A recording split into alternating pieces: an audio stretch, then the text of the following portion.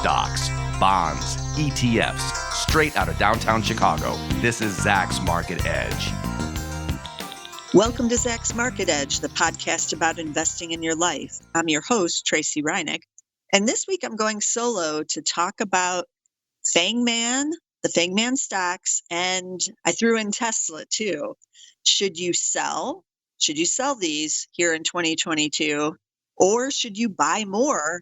Or I'm throwing a third option in there, do nothing. That's the third option. So I'm getting asked this question a lot on Twitter and even from my relatives now. So I know things are looking pretty grim out there when people start to ask me about these, big cap growth winners and what they should do. So people are getting nervous and have a lot of anxiety, and I do too. I get it. I own some of these. So out of the FANGMAN, I own Meta, which is still the F for Facebook. I own Amazon. I own the G in Alphabet, and I own the M in Microsoft. And that still leaves a lot of letters in there that I know many of you own. Apple for sure. NVDA, it was a beast, but I missed it several years ago and I never got in.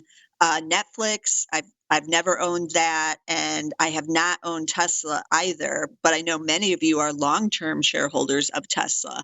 And I put that in with the FANGMAN because it's down here in 2022 as well. So, and I know many of you have owned it for a long term on that one as well. So there are two different types of investors in these stocks. They're in two camps. There's those who have owned for years, and I would put myself in that category. So I've owned let's just call it pre-pandemic. That's a couple of years now. So there are people who bought, years ago.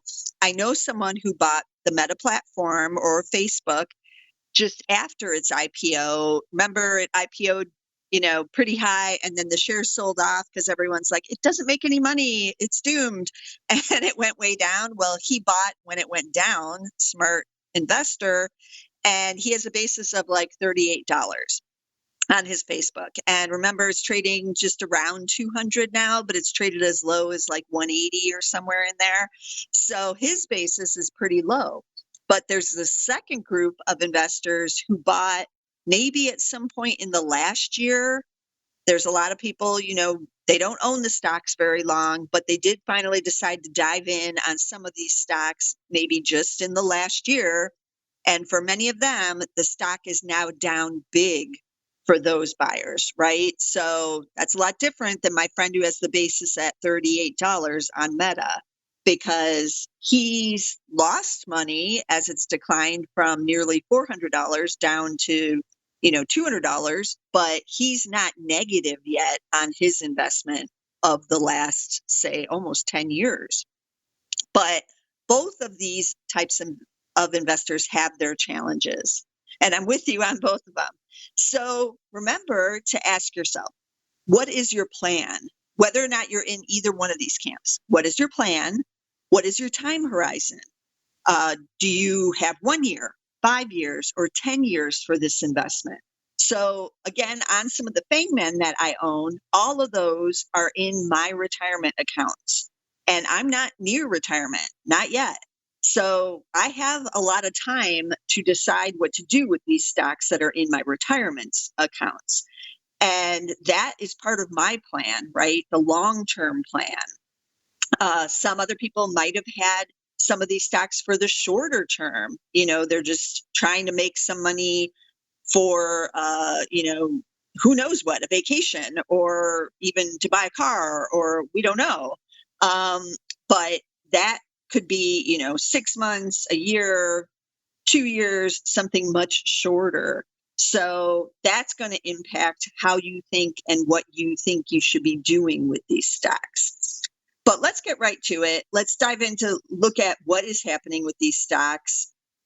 They all are already off considerably here in 2022. Some of them started selling off in 2021 quite hard. So you will know what ones those are, but they're all down here in 2022, just along with almost everything else except energy. But let's take a look and see, are any of these cheap? what is happening with earnings? Are they on sale enough for you to dive in? Is there anything going on with any of them that we should be concerned about as a long-term investor? You should always be looking at what is happening in the underlying business, right? So let's start off with the F. It's Meta Platforms now, but the ticker's still FB for now till they get that Meta ticker. I'm still going to call it FANGMAN though. Someone will probably make some other name for them once the F is gone, but we still got the G in there from Alphabet, so I'm keeping it. So Meta Platforms, PE is now 17.5. So this is the cheapest on a PE level that it's been in many years. The PEG, so that's with the growth, remember, the PEG ratio is 1.3. So it's not quite at, a value PEG, but it's pretty low. So I'm liking all of that. Over the last year, the shares are down 38.4%, but most of it has happened this year to date, down 41%. Now, just for comparison, for the year, S&P 500 is down 5.7%. That doesn't sound too bad, right? When you think about it, over the last year, just down 5.7, but it feels worse because most of it's happening this year. And the NASDAQ down 15.5% over that 1 year time period. But we know the NASDAQ is in a bear market here in 2022, down over 20%, and now down 25.6% year to date. But let's not dwell on that part, right? So Facebook is on the cheaper side, but they're spending all this money to invest in the metaverse. And that is hitting their earnings, but they already announced that in 2021. So this is already basically priced in.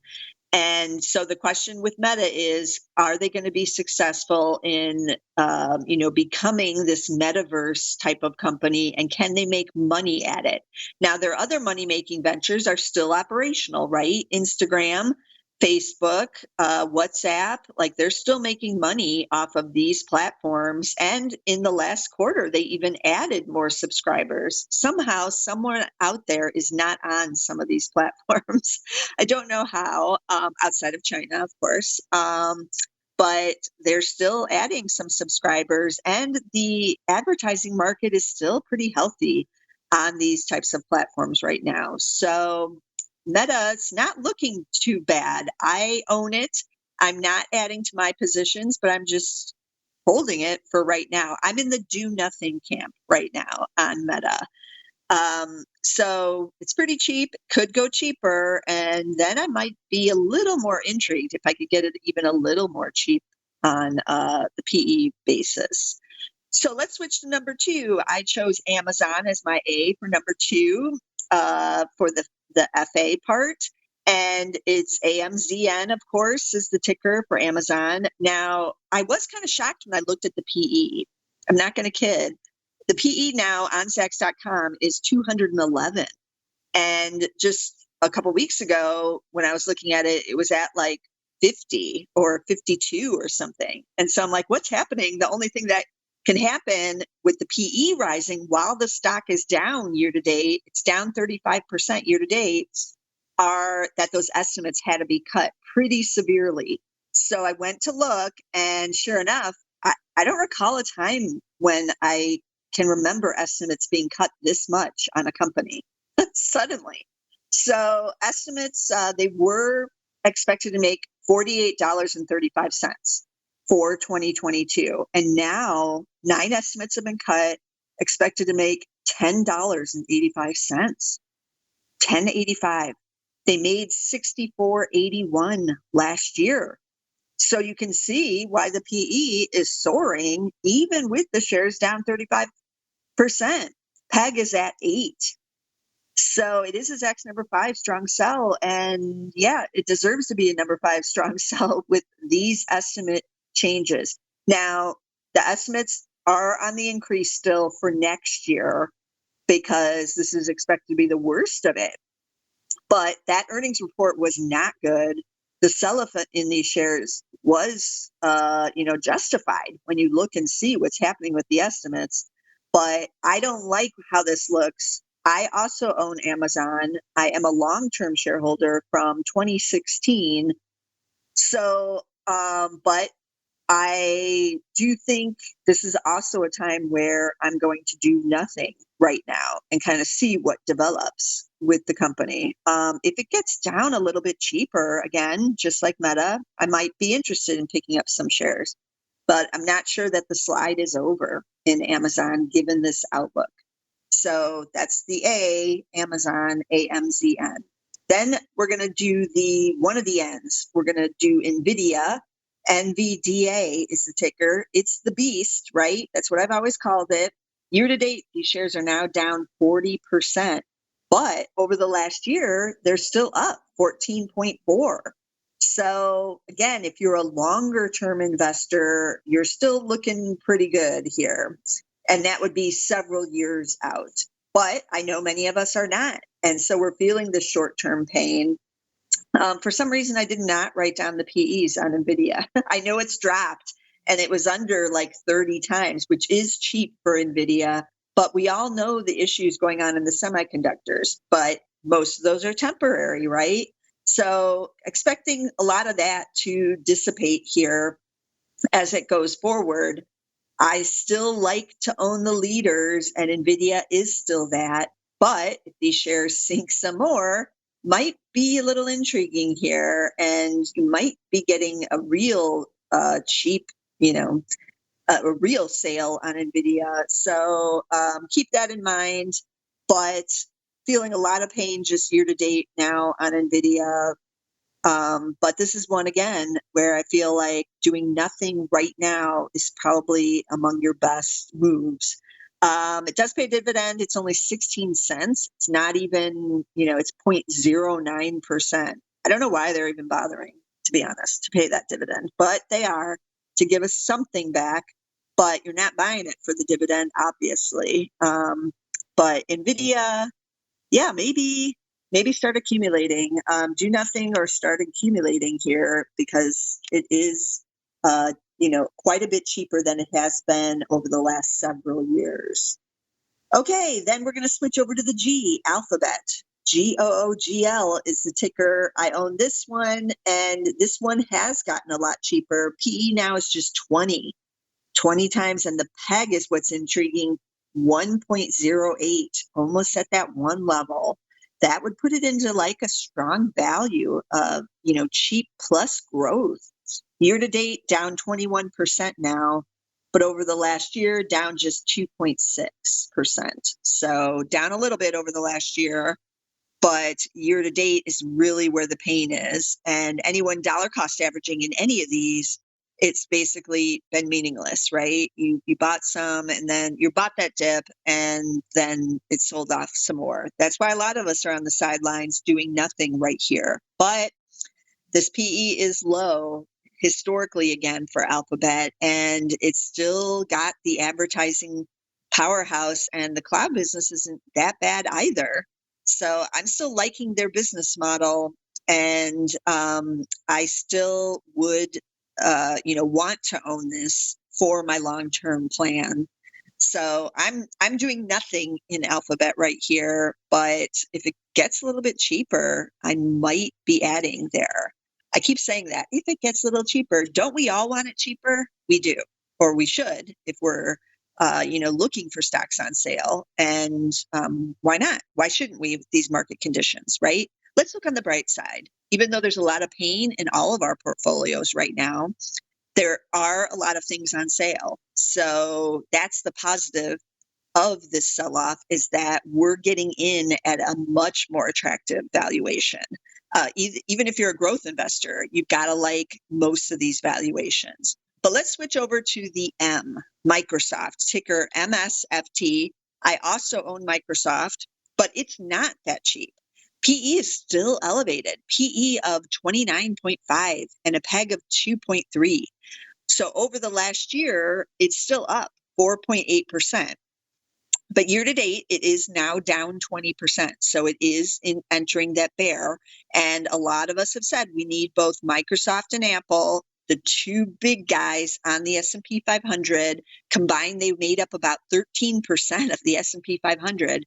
We need those to pull back enough to finally get capitulation, to finally get that bottom. So it is now down 20% year to date, but those valuations still very pricey here. I've owned Microsoft for numerous years, so I'm not in the just bought camp. So I'm not adding to any positions because I am a value investor by my aptitude and my instincts. And this is just too pricey for me here to add to it. Dividend is 0.9% right now, so not quite 1%. And so that yield has not been looking that good with the shares elevated here. But it may soon enough look a little juicier if a further sell-off is still to come in Microsoft. But let's switch to the other one, Apple, the other A, and the other one that's elevated, AAPL. PE is still 25.7. The PEG is 2.1. So it's a little cheaper than Microsoft now, but not by much. Year to date, these shares are down, but just 13.4%. They have not yet gone down 20%, not even in February. This is about the low for the year, I think. So they are feeling pressured here, but I, again, still believe we need to see both Apple and Microsoft break down further before we find a bottom on these big cap growth names. So keep in mind, year to date down 13.4, but the NASDAQ down 25.6%. And then the other N for the FANGMAN, Netflix, NFLX, of course, is the ticker. It's dirt cheap now. Netflix used to be the most expensive of these stocks. Used to trade at like 100 times. Well, I take that back, out of Amazon. Oh, Amazon and Netflix were the two worst. But used to trade not that long ago, even at 100 times or 60, 70 times. And now PE of 16.6. What's happening? 16.6. The PEG ratio 0.9.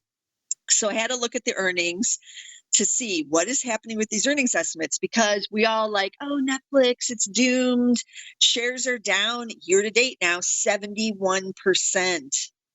71% pull back in these shares. So everybody's just assuming it's horrible, right? But wrong.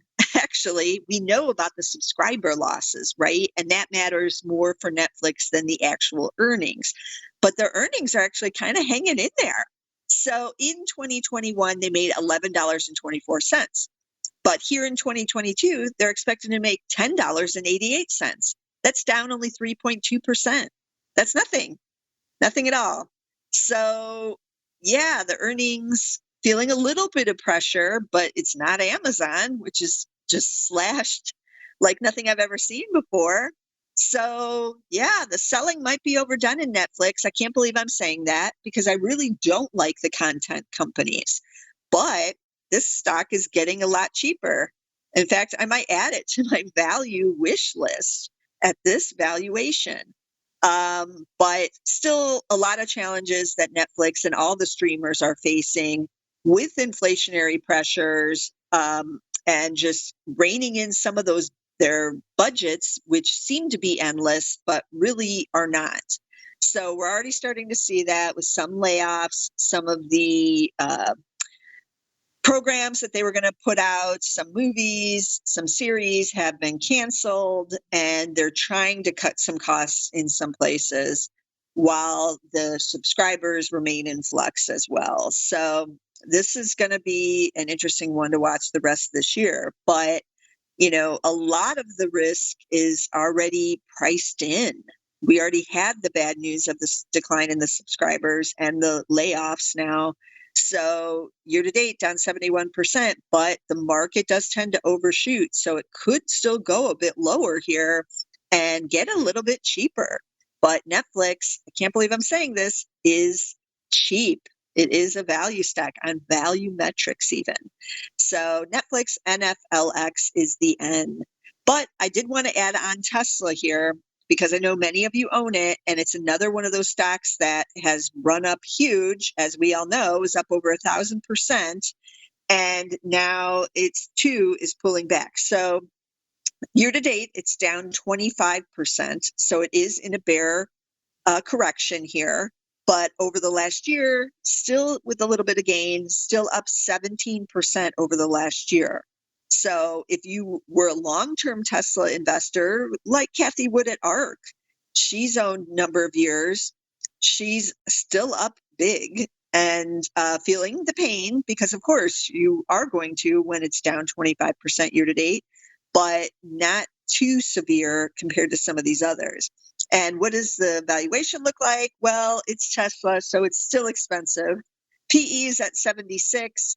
PEG is at 2.56. I looked at those earnings estimates. This is one of the ones with very nice earnings estimates for this year and next year. So earnings expected to be up 66% in 2022 to 1126 versus 678 last year, and then up another 22% in 2023 to 1373. Now, one thing to watch with Tesla is what's going on in China. They've had to shut down their Shanghai factory again because of issues in the supply chain this time, not so much a COVID shutdown as they can't get some of the parts, probably because of the COVID shutdowns within the supply chain elsewhere in the country. So some of these things are still hitting Tesla as well. And we're going to see volatility in all these names, around things like supply chain, inflation, wage pressures, labor issues. Meta has frozen its hiring, apparently. Amazon hired too many people for the warehouses. And so might see some pullback there. But remember, each one of these businesses is a very different entity. Even though we lump them all together and just call them the FANGMAN or the FANGs, or, FANGMAN plus Tesla, Tesla makes electric cars. It doesn't really have anything to do with social media or, online advertising, or some of the, it doesn't own Whole Foods. It's not owning a supermarket. So there's very different businesses going on here. And we saw that in their earnings reports for the first quarter. So keep that in mind when you are considering buying any of these. Now, here's a few more tips.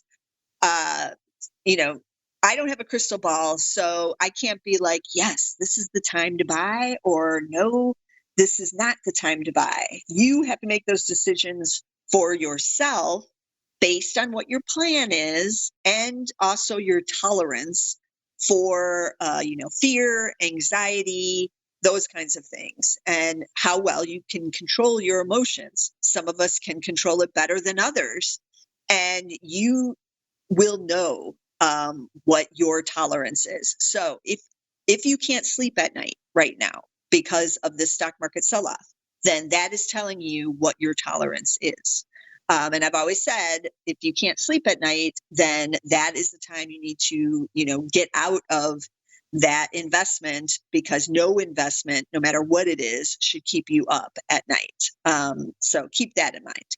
But as far as like timing is concerned, you can't ever time the bottom. Remember, we tried to time it back in February, and that was not the bottom. We had a mini rally in March here in 2022, but that has collapsed now. We're going to get another rally off of this sell-off here in May 2022. That's inevitable. Happens every time. But will that be the final rally? Is this here in May the bottom of this sell-off, of this correction? We don't know. So my best advice is don't try to time the bottom, because there is no way to time it. Have a plan. And, keep a wish list if you're interested in buying some of these. And if the stock gets to what your wish price is, then maybe you should deploy some money. Now, also remember, dollar cost averaging can be your friend here. Your dollar cost averaging probably in your 401k right now without even thinking about it, right? Your money is just being taken out of your paycheck and going into your 401k while this correction is going on. So you're already buying stocks, if that's what you're buying in your 401k.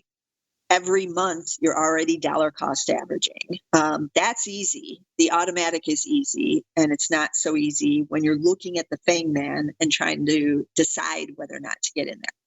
Now, as far as selling, all those family members who are calling me up saying, I've owned, Meta for 10 years. I'm thinking about selling it. Ask yourself this: are you selling out of fear and anxiety and emotion, or because you've met your investment goals? And maybe you have met your investment goals.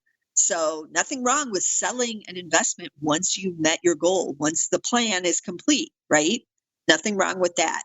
But it has been my experience whenever I've sold in fear of further declines, which was true in 2008, 2009, true in 2000, but there were some further declines in 2001 and 2002. But when you're selling out of that fear, usually you're selling towards the bottom, because that's when there's maximum scariness. And that certainly happened to me in 2008, 2009. By 2009, it was just terrible. And it seemed like the selling was never going to end. And that's when many of us just decided, hey, I'm going to get out of this and I'm going to go into cash. And of course, that in March of 2009 was when the lows kicked in. So when you feel that maximum fear, we're getting closer to the lows. So remember, corrections end. We will see that relief rally I was just talking about.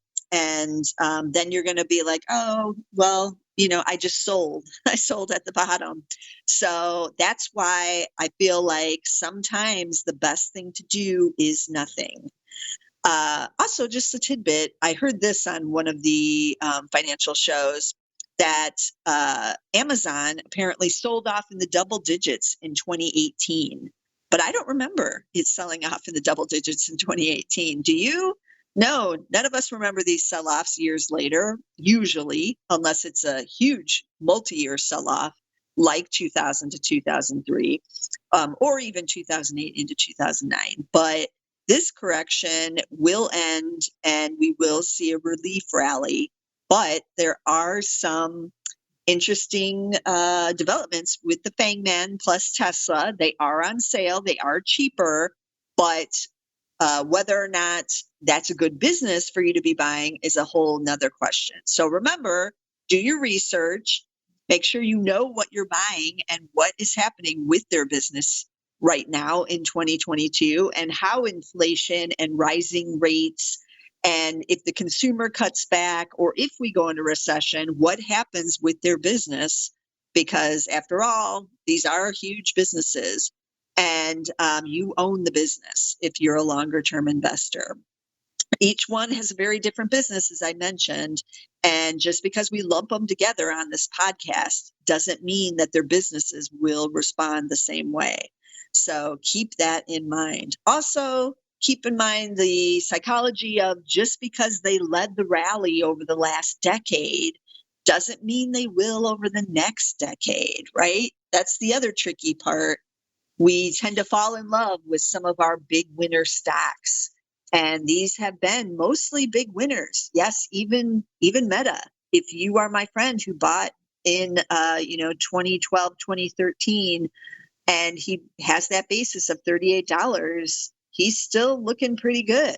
So it does become more difficult from an emotional level to either sell or change course, or to think that maybe that rally will not return or will not be as good as what the last 10 years has been. But as I said, I don't have a crystal ball. Nobody does. We have no idea really what's coming on down the line. But as always, you want to buy good businesses with good free cash flow that have earnings. And now that Tesla is earnings positive, all these companies have earnings. So that's what they have going for them. And obviously, many have great free cash flows with big share buyback plans going, and then several have dividends now. So these are things you want to look for. And, I've always called these stocks the sure things. In 2022, that is not working, right? It's not a sure thing. But this is the closest that we have to great companies with great business models that are out there doing great business. So that's why I watch them. That's why I own some of them. But these are some interesting times with them going on sale. So get your wish list ready and, deploy the strategy you need for your plan. Okay, so let me recap the stock tickers again, even though you know them all. So I'm going to go through them pretty quick here. Meta Platforms is FB, Amazon, AMZN, NVDA, NVDA, Alphabet, GOOGL, Microsoft, MSFT, Apple, AAPL, Netflix, NFLX, and Tesla, TSLA. And as always, you don't want to miss a single episode of the Zacks Market Edge because there's a lot going on. And I'm going to have some of my colleagues back on to give us their wisdom once again about what's going on in the economy and with the stock market and how you can control your emotions. You know who that is. That's Mr. Kevin Cook. So we need him. We need the psychology guy back on. So these shows will be coming here in 2022. Be sure to subscribe to get them. You can get us on Apple Podcast, of course. We're on Spotify. We're on Amazon Music. We're on SoundCloud. And we're on just about every podcast platform. But be sure you're getting us somewhere. And I'll see you again next time with some more stocks. This material is being provided for informational purposes only, and nothing herein constitutes investment, legal, accounting, or tax advice, or a recommendation to buy, sell, or hold a security. Do not act or rely upon the information and advice given in this podcast without seeking the services of competent and professional legal, tax, or accounting counsel. Publication and distribution of this podcast is not intended to create, and the information contained herein does not constitute an attorney-client relationship. No recommendation or advice is being given as to whether any investment or strategy is suitable for a particular investor. It should not be assumed that any investments in securities, companies, sectors, or markets identified and described were or will be profitable. All information is current as of the date herein and is subject to change without notice. Any views or opinions expressed may not reflect those of Zacks Investment Research as a whole.